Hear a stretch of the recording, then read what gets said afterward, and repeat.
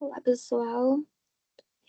Hoje nós vamos gravar, né, começar a falar sobre o último tópico de fisiologia do primeiro período, que é a fisiologia do sistema reprodutor masculino. Essa aula ela vai ser um pouquinho mais rápida, tá? Porque a gente já estudou o sistema reprodutor feminino, do ponto de vista hormonal, veiga hipotalâmico, hipofisário, gonadal. Existem coisas que são muito semelhantes, né? Claro que agora a gente vai estudar as diferenças mais estruturais, e comportamentais, né, do que tange ao sistema reprodutor masculino. Entretanto, é, justamente por ter muita coisa compartilhada com conteúdos que já vimos anteriormente, fica muito mais tranquilo, né, estudar o sistema reprodutor masculino. Então, a gente já passou por um longo caminho aí dentro da fisiologia, né? Então, atualmente, a gente consegue fazer uma aula um pouquinho mais curta, justamente por já ter esses conhecimentos prévios. Pois bem, como sempre, né, a gente sempre começa falando da anatomia fisiológica, justamente porque se a gente não conhece a anatomia, a gente não tem como saber o funcionamento fisiológico daquele sistema que a gente está estudando. Então, nós temos que, do aparelho reprodutor masculino, nós precisamos falar dos testículos, porque lá nos testículos é que ocorre justamente a maior funcionalidade desse sistema reprodutor.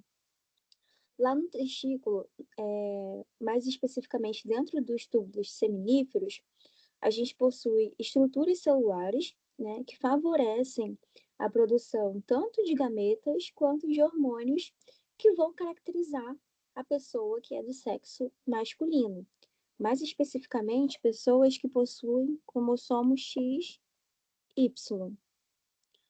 O único fato da pessoa ter o Y, o Y é um cromossomo bem pequenininho se comparado ao X.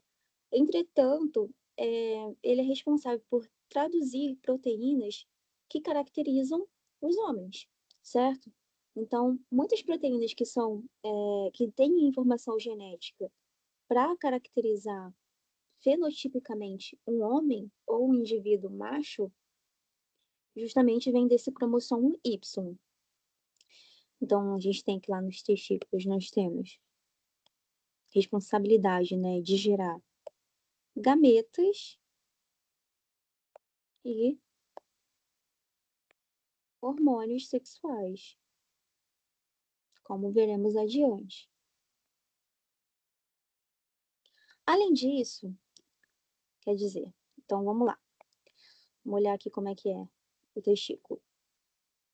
O testículo ele fica dentro, né, dessa bolsa chamada escroto. Saco escrotal não é um termo muito legal, porque ele é um termo redundante, né? Mas o testículo fica armazenado ali dentro dessa estrutura que é o escroto. O escroto, ele é situado um pouco mais para fora mesmo do corpo, né? Porque ele tem que manter uma temperatura ótima de 2 graus Celsius em relação à temperatura corporal.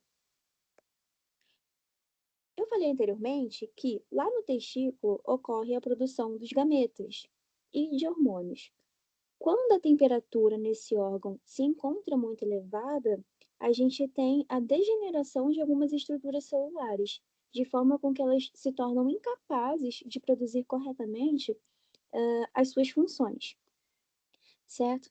E quando a gente faz um corte histológico, para olhar os testículos, não um corte histológico, né, mas um corte anatômico mesmo, para a gente estudar a anatomia do testículo, a gente consegue observar essa estrutura aqui. Lá dentro, nós temos os túbulos seminíferos, são essas estruturas convolutas, né? E tudo isso está organizado em lóbulos pequenos, até que eles vão dar origem a uma rede, testicular, né? Esses pequenos túbulos vão se unir, dá origem a essa estrutura de rede testicular, e lá da rede testicular, esses túbulos vão se unir e virar uma coisa só, e formar um outro túbulo, que é o epidídimo. E essa estrutura, ela parece uma cordinha. Ela sai ali posteriormente, ó, ao testículo. A partir dele, a partir do epidídimo, nós temos o canal deferente, que vai ascender, vai passar lateralmente a bexiga urinária e posteriormente ele vai descender até encontrar o conteúdo das vesículas seminais. Uma vez que o tubo daqui, esse ducto deferente, faz essa voltinha e se encontra, a gente vai formar um outro ducto, que é denominado ducto ejaculatório. Esse ducto ejaculatório vai se encontrar com o conteúdo quer dizer, esse tubo, né, vai se encontrar ao tubo que vem da bexiga.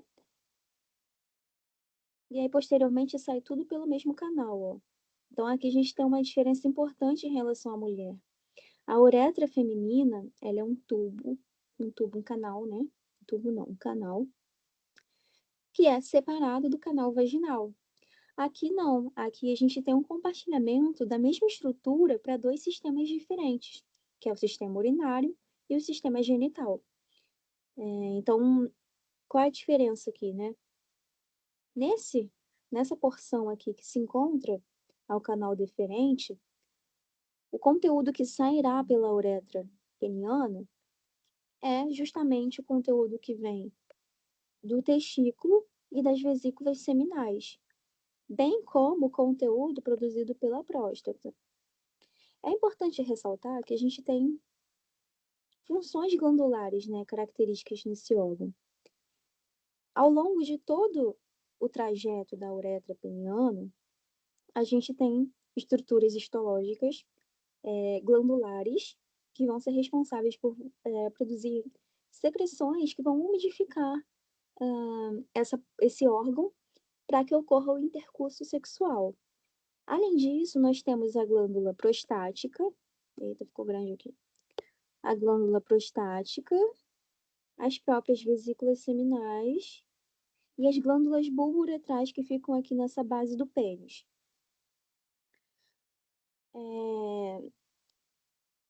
E é basicamente isso, assim, do ponto de vista anatomofuncional, essas estruturas são bastante importantes.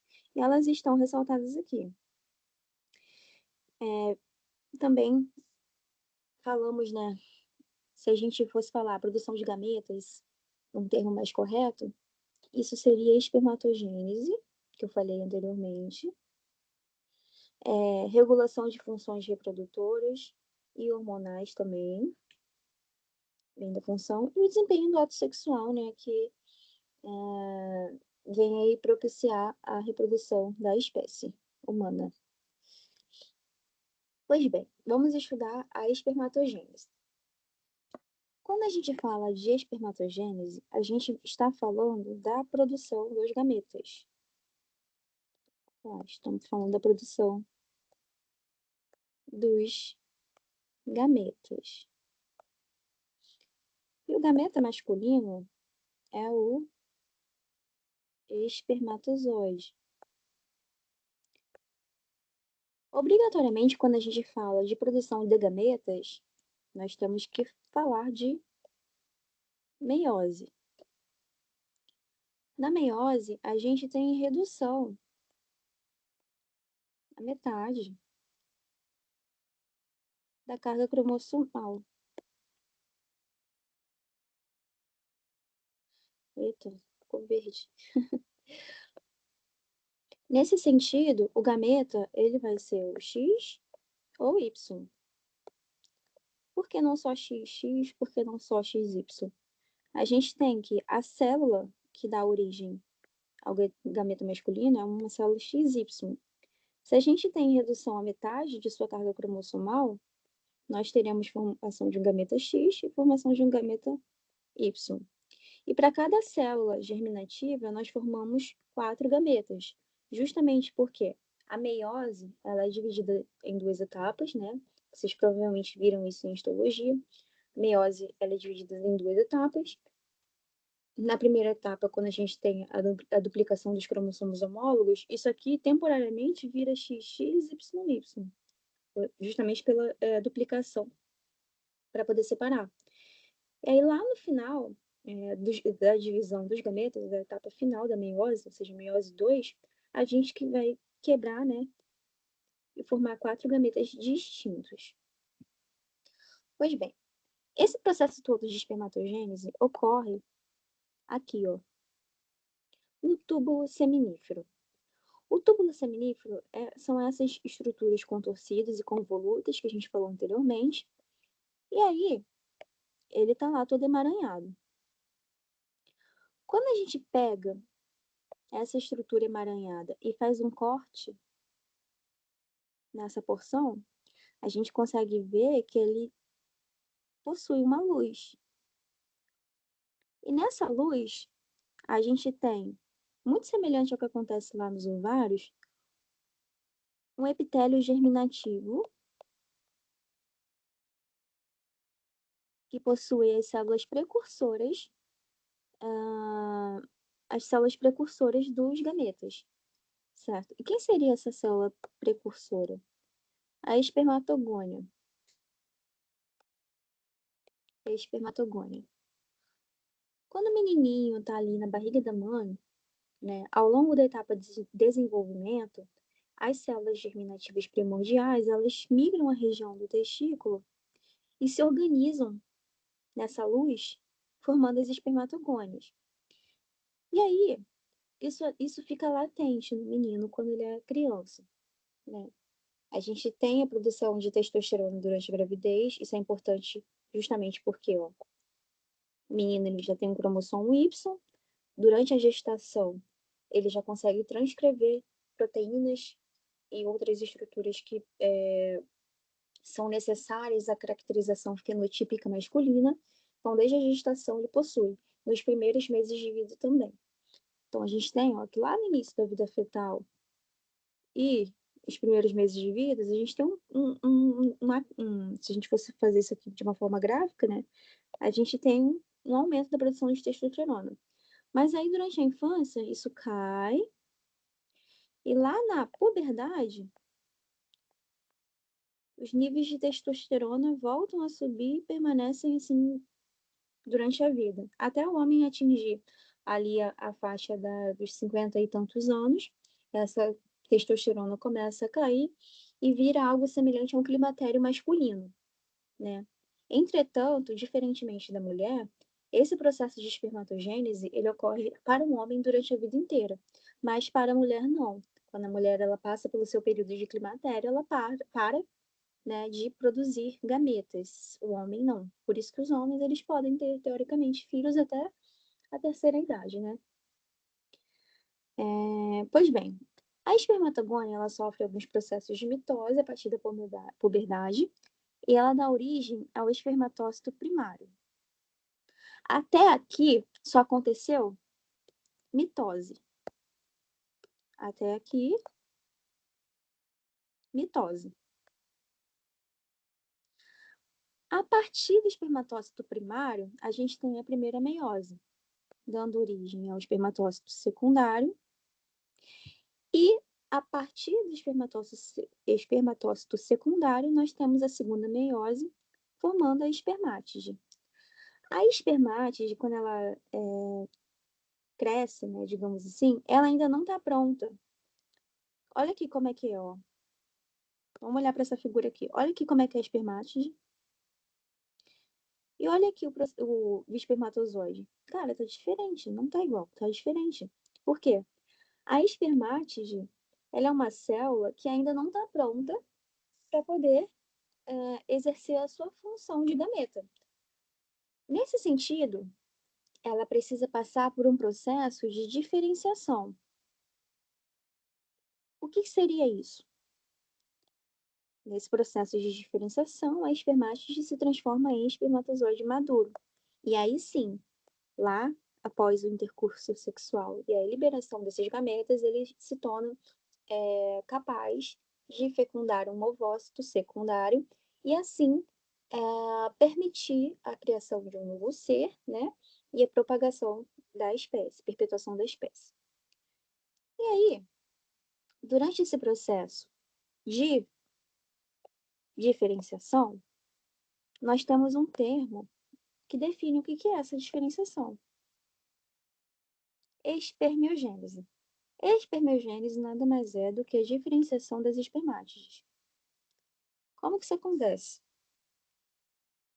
A gente pode separar o espermatozoide, que é a célula funcional, em subdivisões, segmentos. Nós temos a cabeça, o segmento intermediário, que é a porção entre, ou seja, responsável por unir a cabeça ao flagelo do espermatozoide. O flagelo, ele é a estrutura que garante mobilidade para que o espermatozoide ejaculado ele consiga lá se encaminhar em direção ao ovócito e promover a fecundação. Já o segmento intermediário, ele apresenta mitocôndrias, as quais têm a função de produzir energia na forma de ATP para promover a mobilidade do flagelo. E por fim, nós temos a cabeça. A cabeça apresenta regiões, né, que abrigam o núcleo, contendo o X ou o Y, e também ela possui um capuz, chamado acrossoma, que contém enzimas. Que enzimas são essas? Hialuronidase. Nós temos mais de um tipo de hialuronidase, tá? Para degradar os diferentes tipos de ácido hialurônico que possui ali na região do ovócito. E nós temos também enzimas que desfazem ligações peptídicas.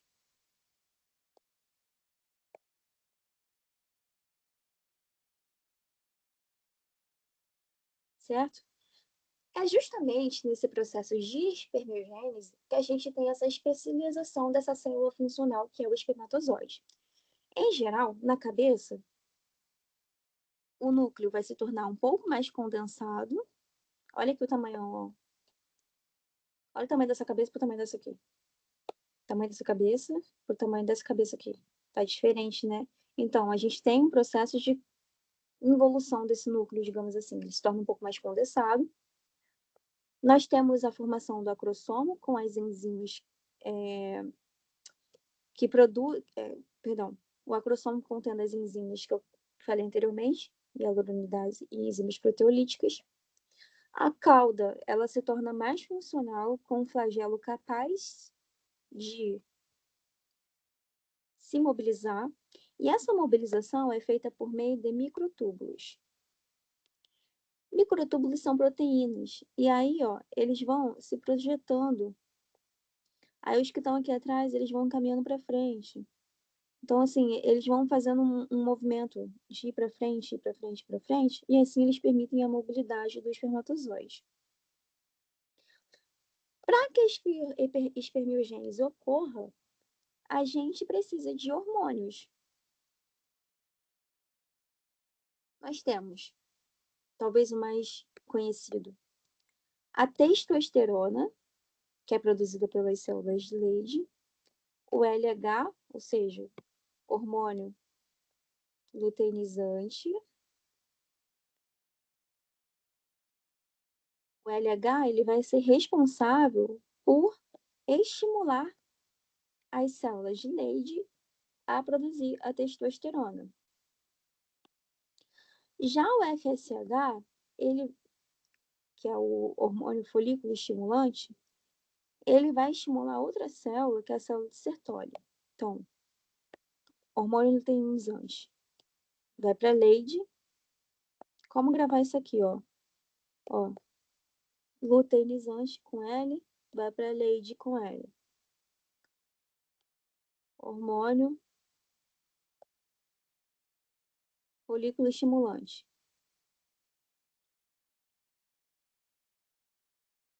Eu boto folículo estimulante.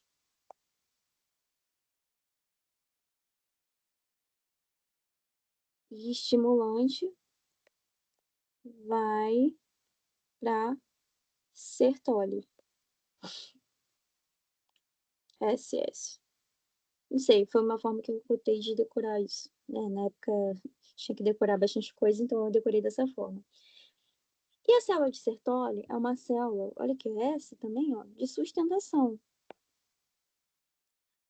É uma célula grandona, que fica ali na luz do túbulo seminífero, e ela é responsável por secretar algumas substâncias, hormônios também, né, que são essenciais para o processo de espermiogênese, que é a diferenciação. Ela produz, inclusive, o estrogênio. Nossa, estrogênio para homem? Sim, estrogênio para homem. O estrogênio, tanto quanto a testosterona, são hormônios que atuam a nível nuclear, né? Os seus receptores são nucleares. Quando a gente fala de receptores nucleares, nós temos que lembrar de transcrição gênica, né? Então, eles produzem proteínas importantes para esse processo de espermiogênese. E por fim, ó, GH. GH, hormônio do crescimento. Vai ser importante para fazer mitose. Se a gente fala de um processo muito metabolicamente ativo, nós temos divisão celular ocorrendo ali. E o hormônio do crescimento, quando a gente fala de crescimento, a gente fala de multiplicação, né? Porque como é que uma coisa cresce no corpo? Ou é por hipertrofia, ou é por mitose. Então, nesse caso aqui, a gente tem mitose. Entendeu? E beleza. Uma vez que a gente tem o processo de espermiogênese, ou seja, a espermátide virou espermatozoide, que está funcional, os espermatozoides vão ser estocados no epidídimo, que é aquela porção mais posterior que decorre da união dos vários túbulos seminíferos, né? Eles ficam ali, saem mais posteriormente ao testículo, e os espermatozoides ficam armazenados ali. Só que ele ainda não está maduro. Ele precisa passar por um processo de maturação que demora um tempo, e eles são estocados nos testículos por um mês. Mas você pode pensar, mas se ele não foi ejaculado, o que vai acontecer com ele? Ele vai ser reabsorvido, certo? Uma coisa importante de se falar é que quando esses espermatozoides são produzidos, existem fatores que inibem a mobilidade desse espermatozoide. Ou seja, esse flagelo, o espermatozoide tem que ficar estocado. Se esse flagelo funcionar com o espermatozoide lá dentro ainda, ele vai sair. E não é isso que o corpo quer que aconteça. O corpo quer armazená-lo para que ele seja liberado no momento certo, ou seja, após o clímax do intercurso sexual. Nesse sentido, o próprio corpo produz substâncias que reduzem a mobilidade desse flagelo, tornando ele parado. Então, o bichinho está ali, né, armazenado lá no epidídimo, quietinho, e quando existir o estímulo necessário, ele vai ser ejaculado, e aí sim ele vai adquirir a mobilidade que ele precisa para poder fecundar o óvulo.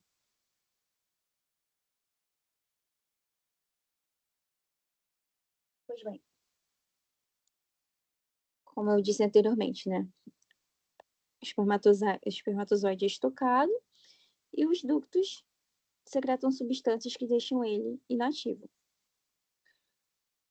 E aí, quando o espermatozoide é ejaculado, ele se torna maduro, e aí sim o flagelo vai funcionar. E aí, né, voltando mais um pouquinho nessa parte de anatomia, eu falei para vocês que existem estruturas glandulares ali ao longo do trato genital masculino.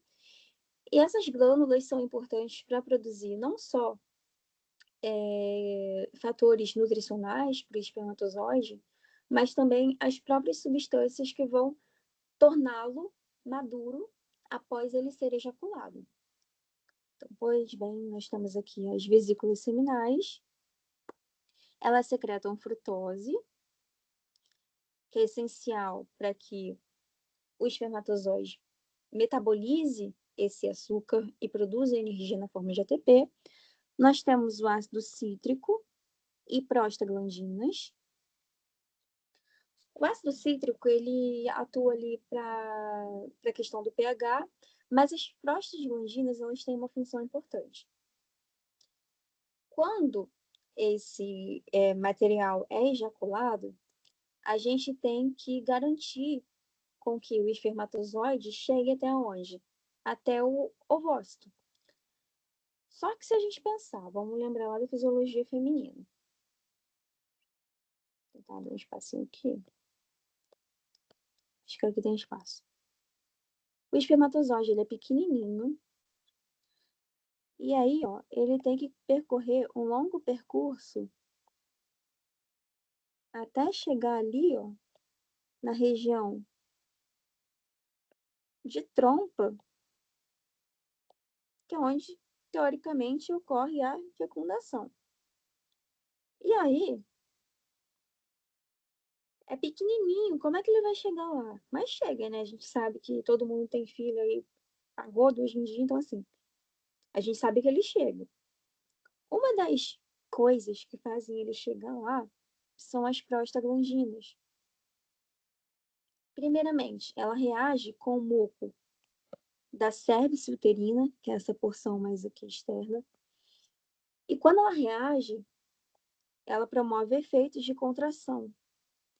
Quando esse músculo está contraindo, ele vai empurrando, ó, o espermatozoide em direção ao ovócito.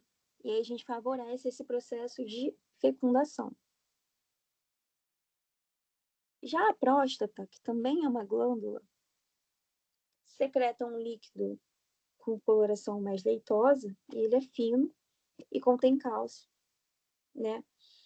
E esse líquido secretado pela próstata, ele tem um pH levemente alcalino, porque o pH vaginal é ácido.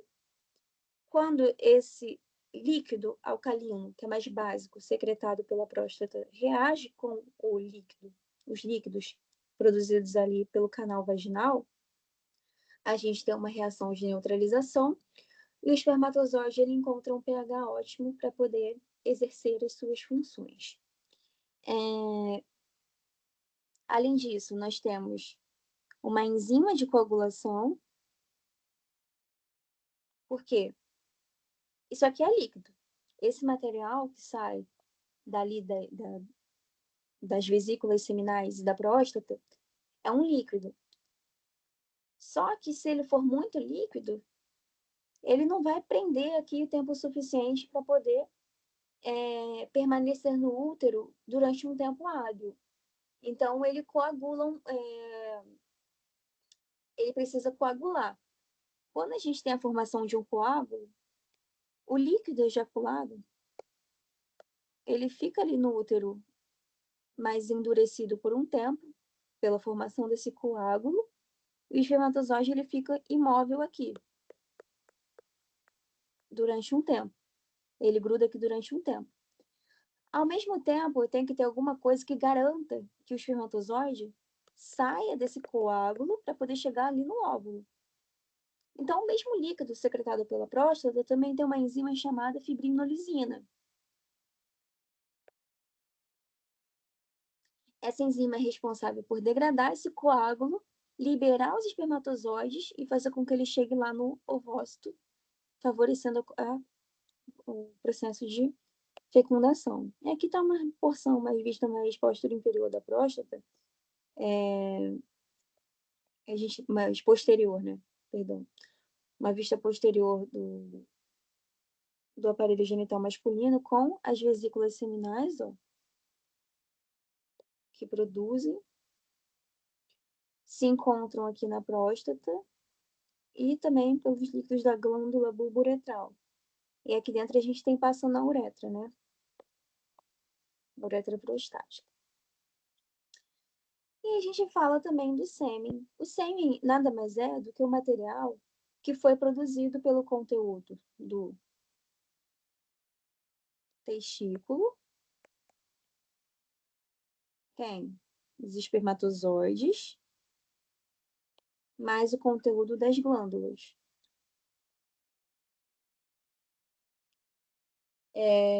Lugarton traz informação de que a quantidade de sêmen liberada por um homem durante o processo de ejaculação é em torno de 3 milímetros cúbicos, mais ou menos. 3 ml. 3 a 3,5 ml. E aí, qual é a composição desse líquido? Ele é composto em 10% por espermatozoides, 60% é o líquido das vesículas seminais, ou seja, a maior parte é produzida pelas vesículas seminais. 30% são os líquidos produzidos pela próstata e uma quantidade bem pequena vem do líquido das mucosas e das glândulas bulboretrais. O pH do sêmen é em torno de 7,5, ou seja, ele é um pouco mais alcalino.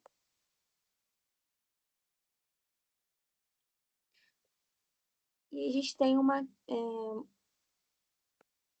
enzima coaguladora, que eu falei anteriormente, né? Para poder fazer aquele coágulo ali quando esse sêmen é ejaculado.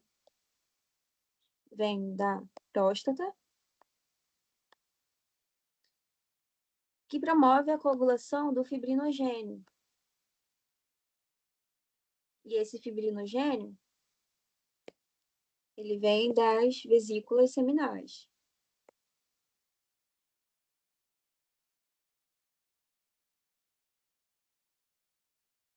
E por fim, esse coágulo, ele é desfeito depois para poder liberar os espermatozoides pela fibrinolisina, que é produzida pela próstata.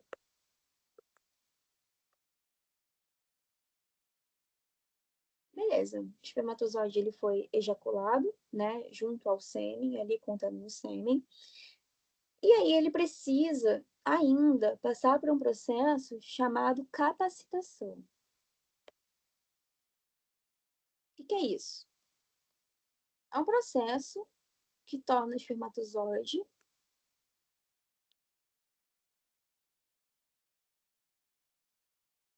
se torna capaz de fecundar um óvulo. Mais corretamente, né? Um ovócito secundário.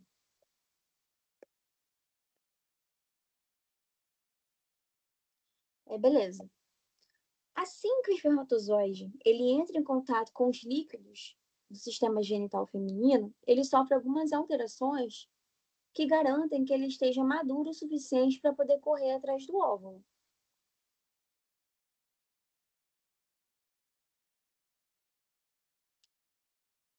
Eu falei anteriormente que quando esse espermatozoide está armazenado e estocado ali no trato genital masculino, as glândulas masculinas produzem fatores inibitórios.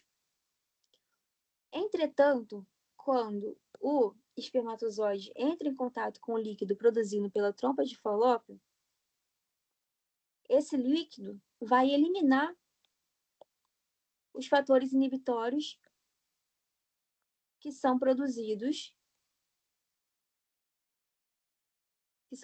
pelas glândulas masculinas.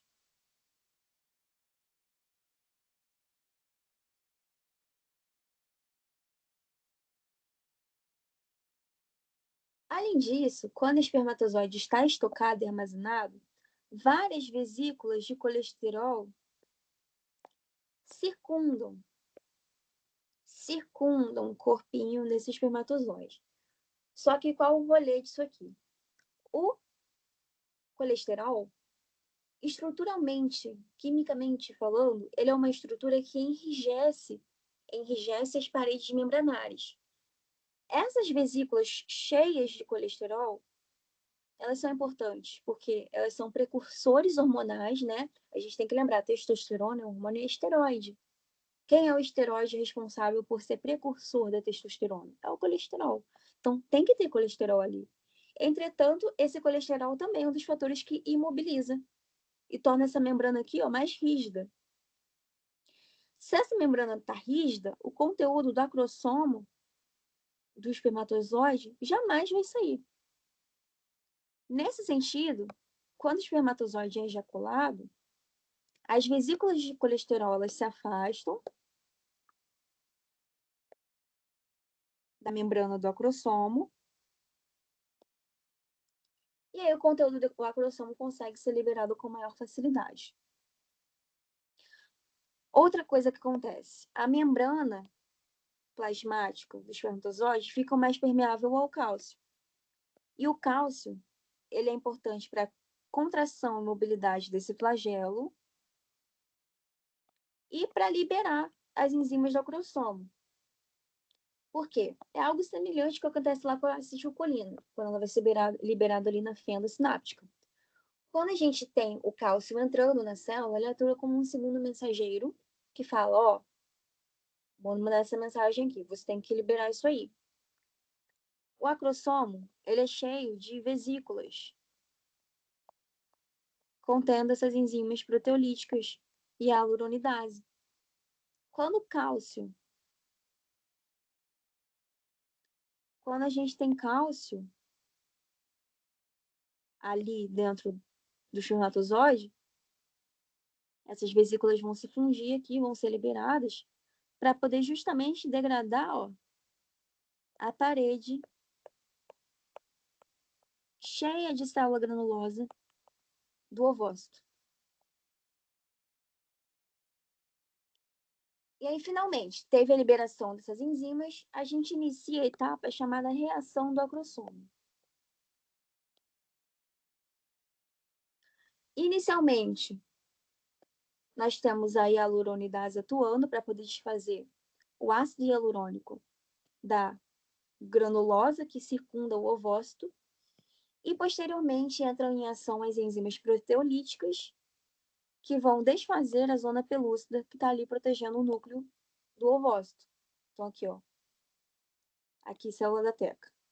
Perdão, célula granulosa. Nós temos agindo a hialuronidase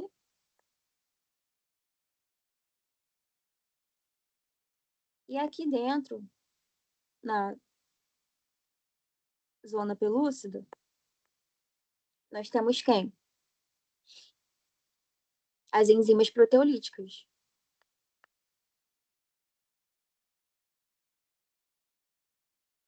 O espermatozoide não é trinteiro, tá? O que tem dentro aqui dele?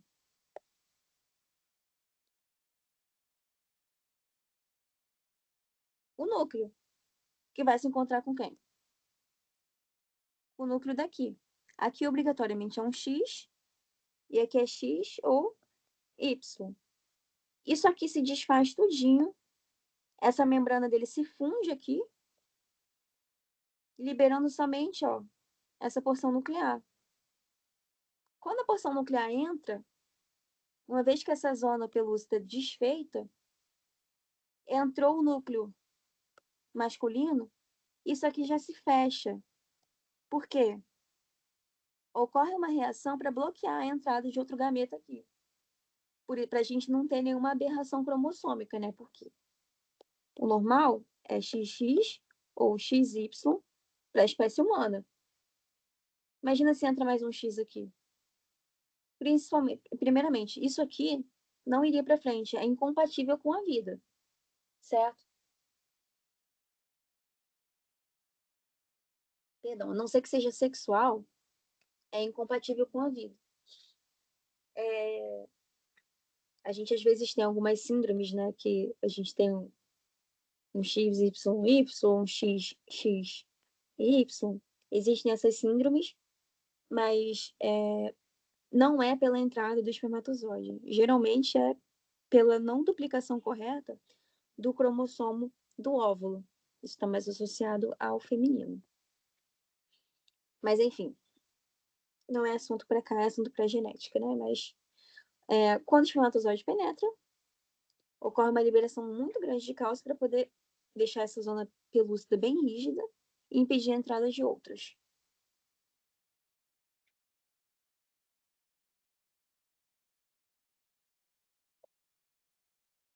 Agora vamos falar um pouquinho do ato sexual masculino. Esse ato pode ser dividido em 3 momentos, que é o momento da ereção, a lubrificação e, por fim, a emissão e a ejaculação. A ereção é dada por nervos parasimpáticos. A gente tem ali, né, a nível de plexo sacral, que vocês ainda não viram essa parte da anatomia, a neuroanatomia mais no terceiro período. Mas no nosso corpo, os nossos nervos se organizam em plexos nervosos. Plexos são várias uniões de vários nervos. E um desses plexos é o plexo sacral, que a gente tem o corpo da pessoa. Plexo sacral, a gente pensa em que osso? No sacro, né? Então, ele sai ali daquela região do sacro. É muito feio esse sacro, mas enfim. Ali da região dos sacros emerge o plexo sacral. O plexo sacral constitui o componente neuronal da excitação masculina.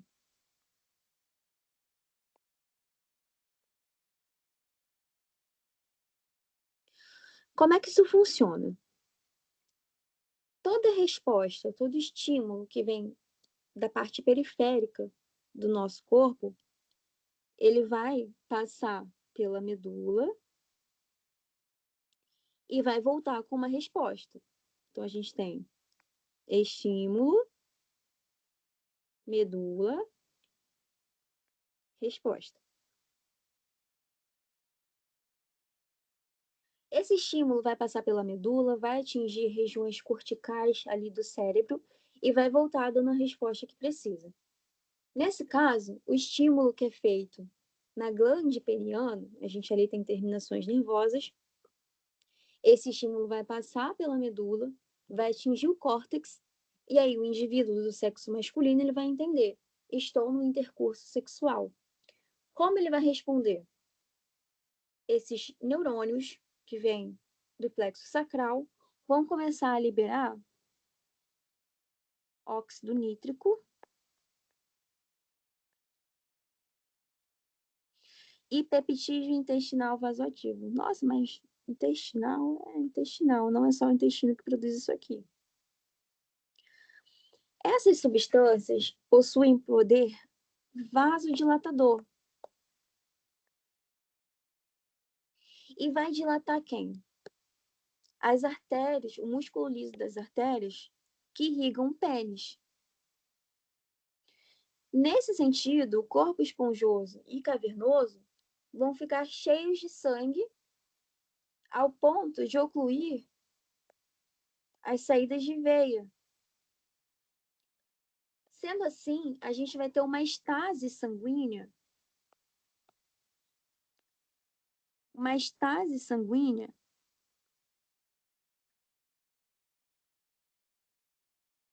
que vai manter o pênis ereto.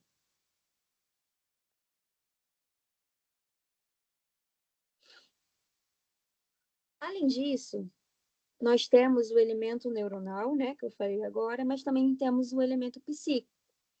O próprio fato do homem pensar estou namorando, estou, né, próximo ao intercurso sexual, já faz o corpo dele entender e se preparar para esse momento, né? Então, são dois componentes, neuronal e psíquico, que juntos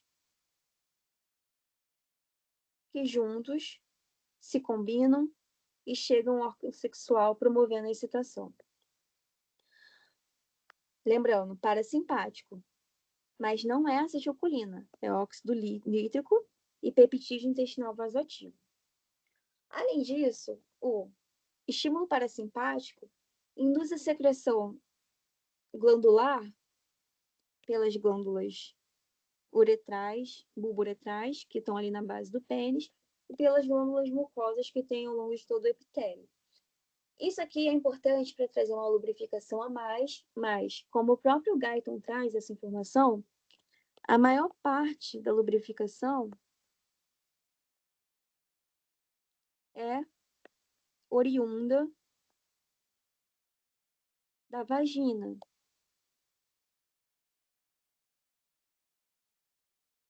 Ou seja, vem da vagina. A mulher, então, ela é a maior responsável por trazer essa lubrificação durante o ato sexual. Isso é extremamente importante para que o ato seja prazeroso. Se não tiver a correta lubrificação daquele canal vaginal, vai haver irritação do pênis e da vagina também, e vai machucar, né, ambos os parceiros. Então, a lubrificação é essencial para poder garantir esse processo. E aí é algo muito importante, né, que a gente até pensa, assim, trazendo um contexto clínico, quando a mulher está no período da menopausa, ocorre uma queda muito grande desse estrogênio e de outros hormônios sexuais femininos, que são essenciais para esse processo de lubrificação. Então, na fase de menopausa, existe um ressecamento vaginal muito intenso, né? Então, é algo que precisa ser conversado com o ginecologista para poder tornar o ato que deveria ser prazeroso, né, melhor, né? E por fim, a gente tem a última etapa, que é a emissão e a ejaculação, ou seja, é o clímax do ato sexual masculino. Ao contrário dos estímulos anteriores, esses estímulos aqui, ó, são parasimpáticos. Já o estímulo da emissão e ejaculação é simpático.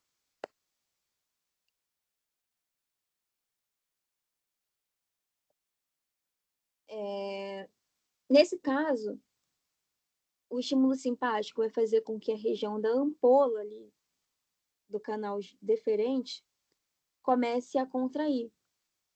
Vamos lá lembrar a anatomia, né? Olha aqui. Quando o homem está perto de atingir o seu clímax, toda essa porção aqui, ó, começa a passar por ondas de contração, que vai chegando até, ó, a região da glande.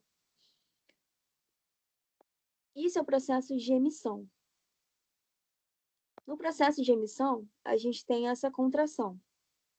Até que esse processo de contração está tão intenso que o homem sente uma sensação de plenitude e, por fim, vem a ejaculação, que é a eliminação de todo o conteúdo produzido tanto pelos testículos e passam aos ductos deferentes, quanto os conteúdos que vêm das vesículas seminais e da próstata.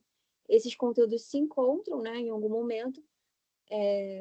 Essa contração glandular vai fazer com que esse líquido se encontre no espermatozoide, né, e forme uma coisa só, que é o sêmen.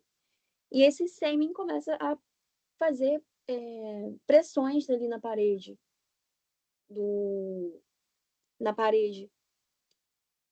da uretra masculina, até ele ser ejaculado por meio dessa sensação de plenitude que o homem sente.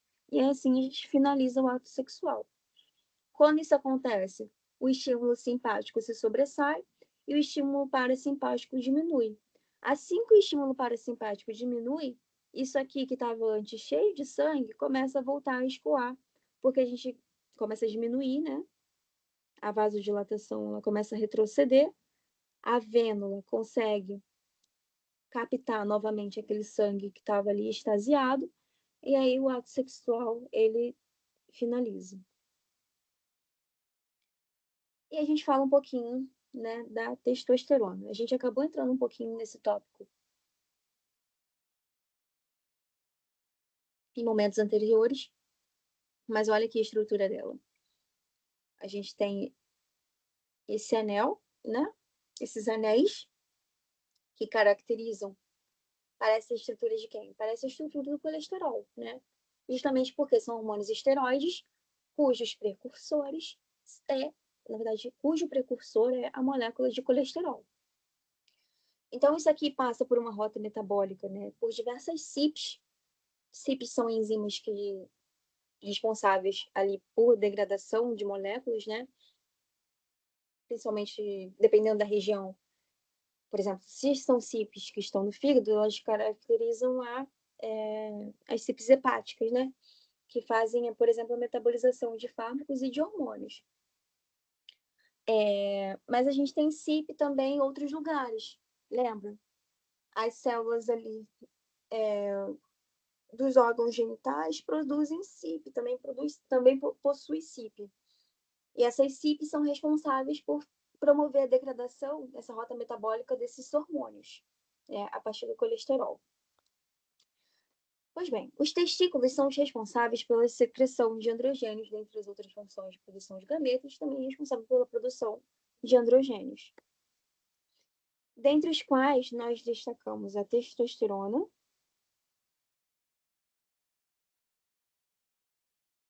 dihidrotestosterona e androstenediona. Tem outros, tá? Mas esses aqui são os metabólicos ativos. E ao longo dessa rota metabólica, que é gigante, se vocês quiserem, olhem o livro Bioquímica de Marx, que lá tem. É muito grande, mas a gente não vai entrar nisso aqui, porque esse assunto é bioquímica, né? Mas o que é importante saber? A testosterona é produzida e geralmente ela é convertida em dihidrotestosterona, que é um análogo que possui uma maior afinidade pelo receptor. Essas moléculas, para exercerem os seus efeitos, elas interagem, elas atuam em receptores nucleares.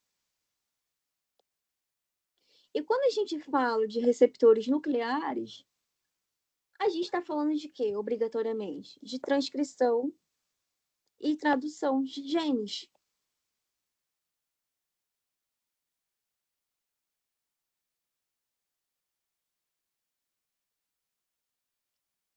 Nesse sentido, elas regulam ou ativando essa transcrição gênica ou inibindo essa transcrição gênica a depender da célula que estamos falando. Porém, em geral, os hormônios sexuais masculinos que foram aqui apresentados, eles possuem efeito anabólico, ou seja, capacidade de síntese e crescimento, bem como multiplicação. Aí eu falo para vocês esse efeito. Começa a fazer sentido, né, o fato de pessoas que vão para a academia e utilizam mecanismos ergogênicos para poder ganhar massa muscular. Por quê? A testosterona apresenta justamente esse efeito. Ela vai interagir a nível de receptores nucleares, vai estimular a transcrição e tradução de genes. O que a gente vai ter como produto final? Proteína, né? Proteína. E quando a gente fala dos efeitos, um dos lugares que esses hormônios exercem efeito é justamente nos músculos estriatos e esqueléticos, promovendo o crescimento celular, né? E a hipertrofia. E aí o cara ele vai ficar o famoso bombado, né? Se bem que hoje em dia não é só cara, mulher também tem buscado cada vez mais a utilização desses mecanismos ergogênicos para poder ganhar massa muscular. Isso aqui é bastante discutido, tá? Esse assunto é bastante discutido. A gente vai falar um pouquinho no próximo slide sobre os efeitos, mas a gente tem que entender uma coisa importante aqui. Primeiramente, não são só os testículos que produzem esses hormônios, as adrenais também produzem, e aí a gente consegue descobrir de onde é que vem a testosterona da mulher, né? A mulher não tem testículo, mas ela também apresenta testosterona. De onde é que vem? Das adrenais. A maior parte das testosteronas produzidas é convertida em dihidrotestosterona. Por quê? Esse metabólito apresenta maior atividade. Por quê? Eu falei anteriormente que esses hormônios atuam em receptores nucleares. Acontece que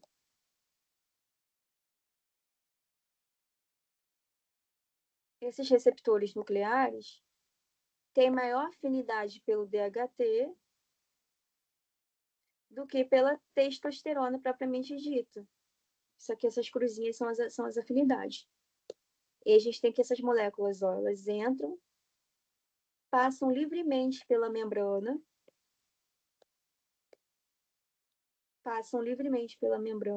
Por quê? Porque são moléculas lipídicas, são gorduras, vêm a partir do colesterol.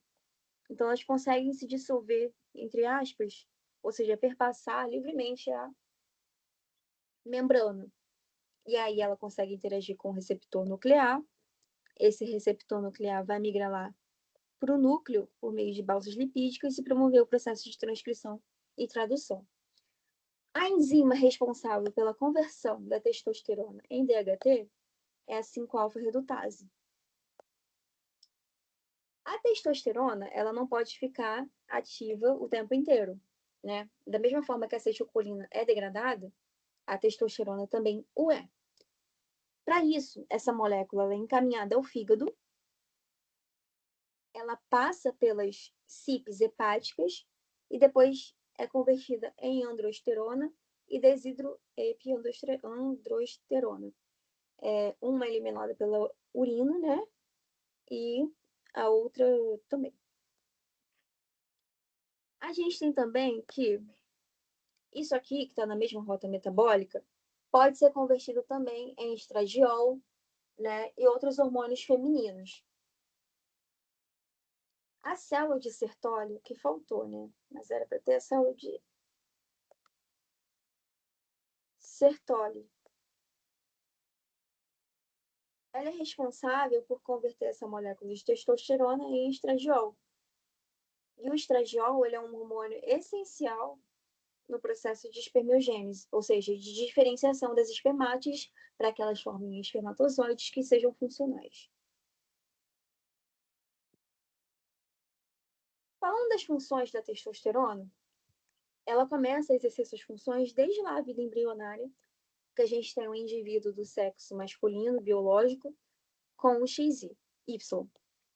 O Y ele vai produzir as proteínas masculinas e vai gerar uma resposta também de produção de testosterona.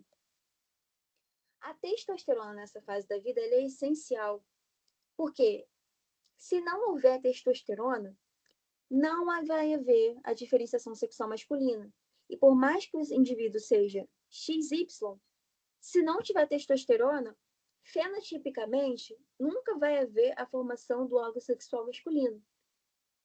Se vocês lembrarem da aula de embriologia, quando a gente tem o processo de diferenciação sexual, ali ao longo mais ou menos da 8ª semana de vida intrauterina,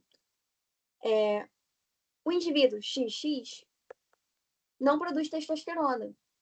Então, ele forma essa estrutura que é semelhante externamente à vulva feminina. Agora, quando há presença de testosterona, essa vulva, essa estrutura se diferencia formando pênis. E aí a gente consegue ver isso através do ultrassom da criança.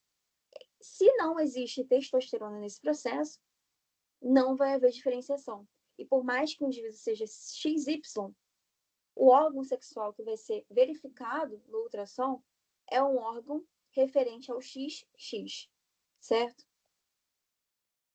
Além disso, quando a criança está ali perto do nascimento, ou seja, próximo ao nascimento,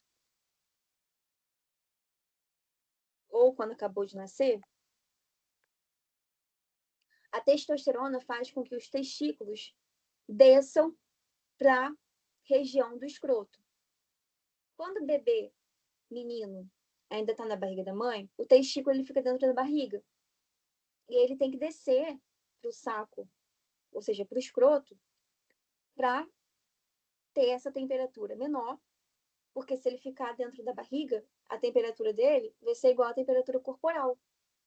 E o processo de espermatogênese e espermiogênese não suporta essa temperatura corporal maior. Então, ele tem que descer.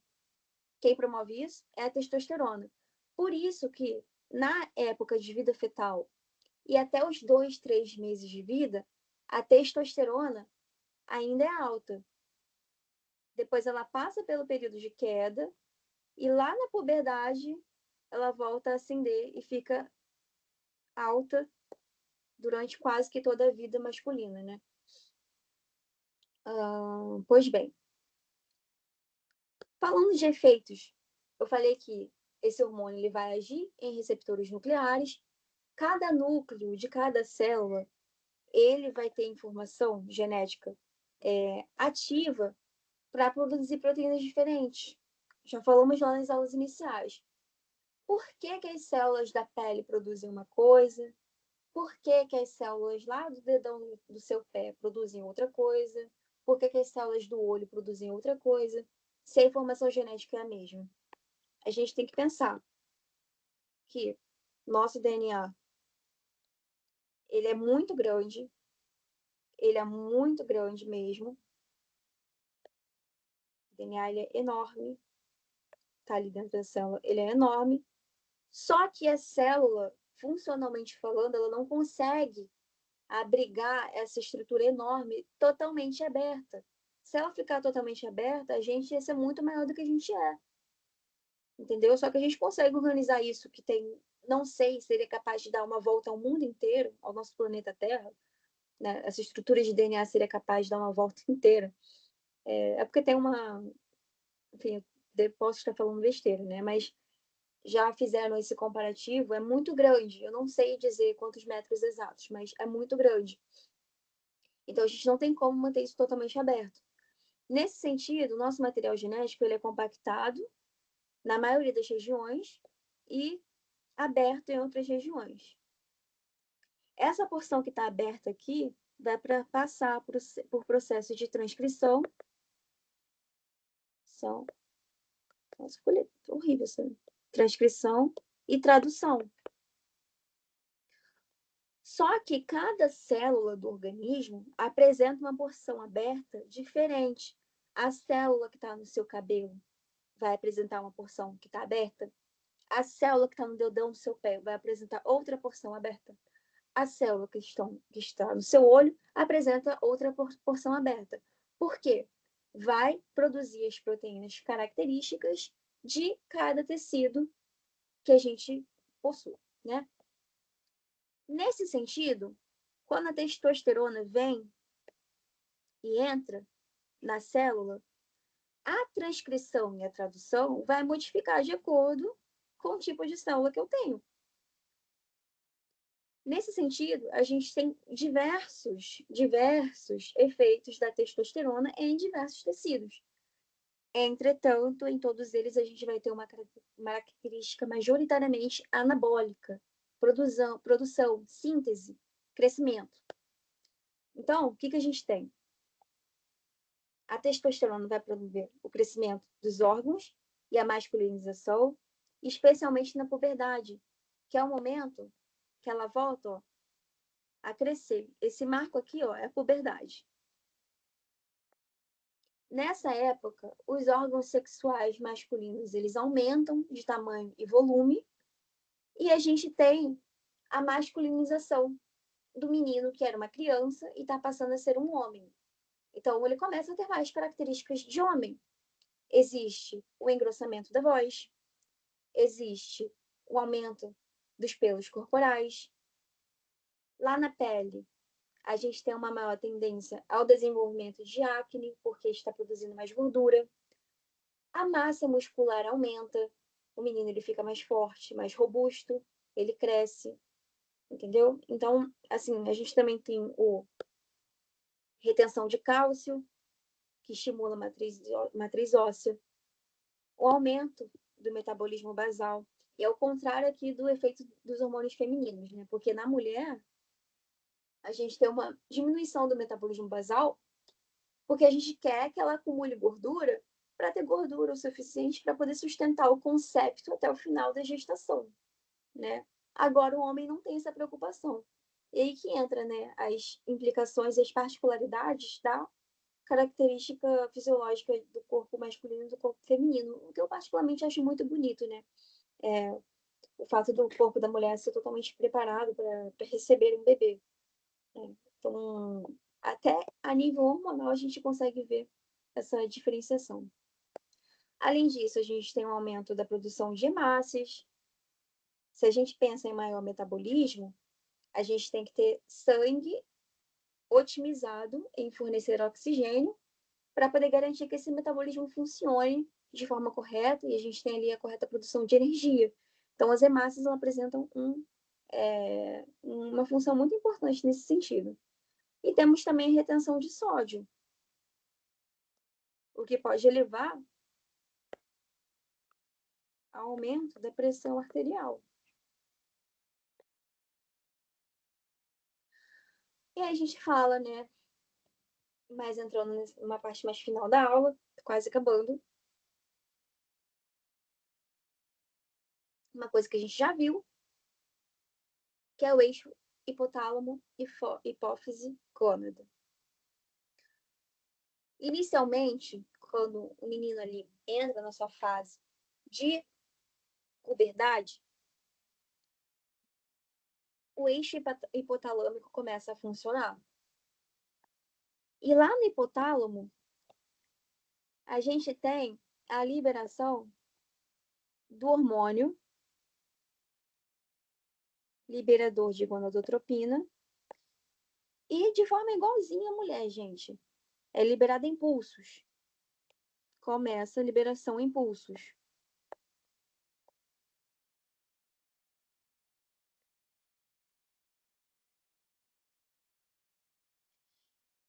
E esses pulsos de GNRH atingem o sistema porta-hipofisário até chegar na adenohipófise. Na adenohipófise, o GNRH atua sobre os gonadotrofos, estimulando-os a produzir o hormônio luteinizante e folículo estimulante.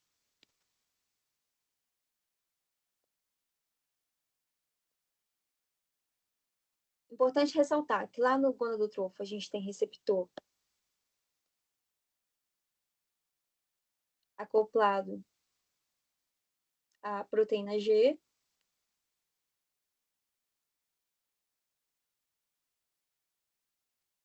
E lá nos testículos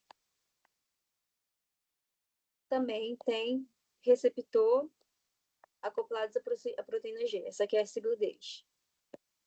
Se vocês virem isso aqui em livro, geralmente está escrito assim. Beleza. A adenohipófise secretou hormônio luteinizante e hormônio folículo estimulante. Eles vão cair na corrente sanguínea e vão chegar lá naquele tubozinho que eu mostrei pelo corte histológico lá no começo da aula, o túbulo seminífero. E lá eles vão encontrar duas células muito importantes, que são as células de Sertoli, que é a célula grandona de sustentação, e as células de Leydig. O LH, eu falei lá no começo da aula, ele vai atuar nas células de Leydig, estimulando-as a produzir testosterona. E aí, quando a gente olha para o eixo, quando a célula de Leydig produz testosterona, ela exerce um feedback negativo lá no hipotálamo e na hipófise anterior. Então, quanto mais testosterona eu tenho inibição da secreção de GNRH. Mas aqui eu não estou vendo inibição da secreção de LH. Por quê? Por que você não está vendo? Porque o GNRH é o hormônio que estimula a liberação do LH e do FSH. Se eu diminuo a produção do GNRH, que é lá no início do ciclo, que vem lá do hipotálamo, eu não vou ter a liberação impulso de GNRH e, consequentemente, eu não vou ter a liberação cíclica, quase que obediente, de LH e de FSH. O FSH, secretado pela adenipófise, vai agir, ó, S, S. Então, o FSH vai agir nas células de Sertoli, estimulando a produção de substâncias que promovem o processo de espermiogênese, mais especificamente. E aí, elas atuam em conjunto. Lembra que lá na mulher a gente precisava obrigatoriamente do estradiol e da progesterona para a gente ter a formação do ovócito? Lembra que sem os dois a gente não tinha produção do ovócito? Aqui é algo semelhante. A gente só vai ter a formação do espermatozoide se, em conjunto, a testosterona liberada pelas células de Leydig, eu tiver as substâncias liberadas pela célula de Sertoli. Então, a célula de Sertoli é essencial não só para a sustentação do espermatozoide, mas para promover a sua diferenciação e garantir o processo de espermatogênese e de espermiogênese também. As células de Sertoli também produzem um hormônio chamado inibina. Quando a inibina está alta, ela manda uma mensagem lá para o hipotálamo, estimulando também a redução da liberação de GNRH. Entretanto, sobre o GNRH, prepondera a testosterona.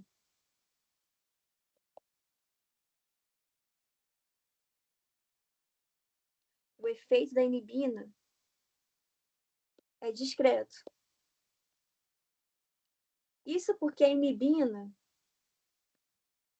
ela tem um efeito maior nesse eixo aqui, ó, da hipófise anterior.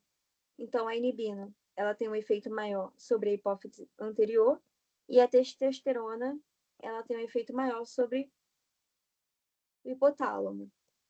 Mas fato é, se eu estou com muito de uma substância, não quero ter efeitos demais, então o próprio corpo entende, para de produzir um pouquinho aí, dá uma segurada.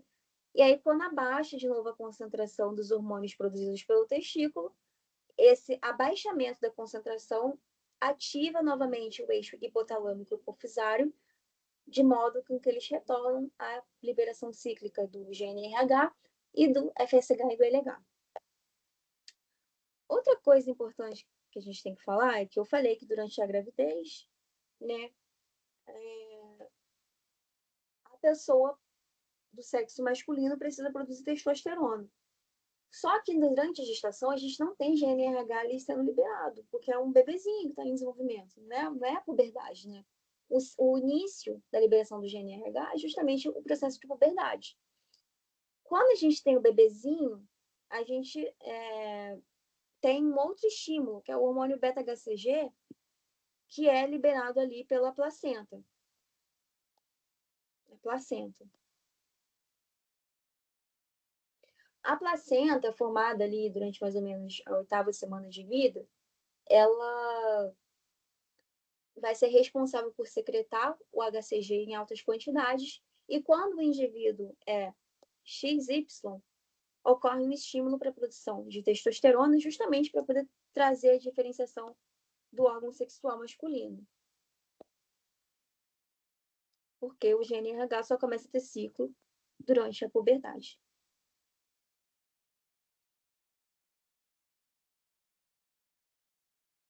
Por fim, a gente fala de algumas condições clínicas que são importantes em relação ao aparelho genital masculino. A primeira delas, uma das mais importantes, são as anormalidades da próstata. A próstata, assim, é um dos cânceres, apresenta um dos cânceres mais incidentes, quando a gente fala de Brasil e de mundo, tá? Entretanto, não é um câncer tão letal. Por quê? Ele é um câncer que tende a se apresentar quando a pessoa está mais velha, quando o homem é mais idoso. E justamente por isso, muitos dos homens apresentam esse câncer, mas não morrem em virtude desse câncer. Justamente pela idade, eles morrem de outras condições de base. Às vezes até de velhice, mas não do câncer.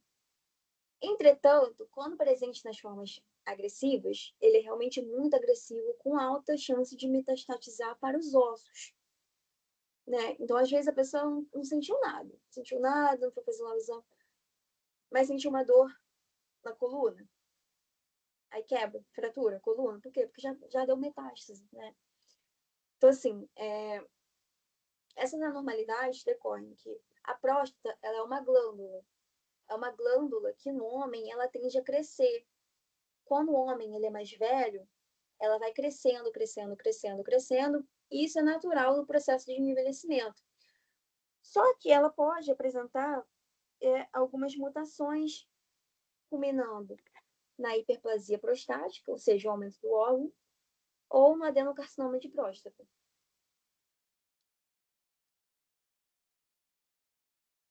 Nós também temos o hipogonadismo. Hipo vem de baixo, gônado, né? Envolve lá o testículo. Então, a gente tem que no hipogonadismo, o testículo está apresentando sua função limitada, reduzida. Isso pode decorrer de síndromes genéticas, como, por exemplo, o homem que tem o genótipo XXY, esse X aqui vai poder se manifestar bastante, reduzindo a funcionalidade desse Y que ele tem. Além disso, a própria castração, seja ela química ou não, né? E o hipogonadismo decorre justamente da perda da funcionalidade testicular. A depender da fase, esse hipogonadismo apresenta efeitos diferentes. Se eu tenho o hipogonadismo antes da puberdade, a gente tem uma pessoa do sexo XY que apresenta características infantis. Então, se o hipogonadismo foi antes da puberdade e a pessoa não teve testosterona o suficiente para poder estimular a sua puberdade, a gente tem um homem que vai se adultizar com características infantis. Então, a voz não vai engrossar, vai ser um homem sem pelo, né? Os órgãos não vão crescer. Então, tudo aquilo que é esperado para o efeito da testosterona na puberdade não vai acontecer. Então, a gente vai ter a preservação de características sexuais masculinas infantis.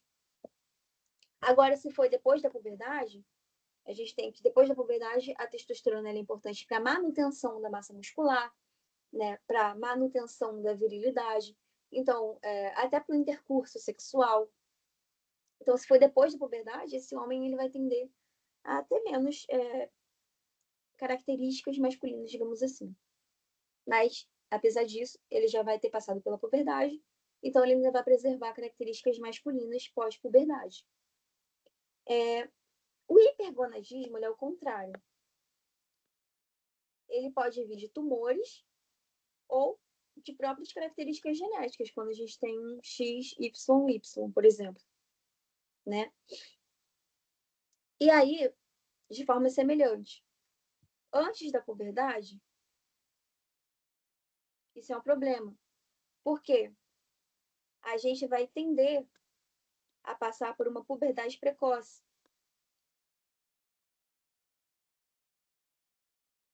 Nossa, precoce com essa precoce. Vai tender a passar pela puberdade precoce.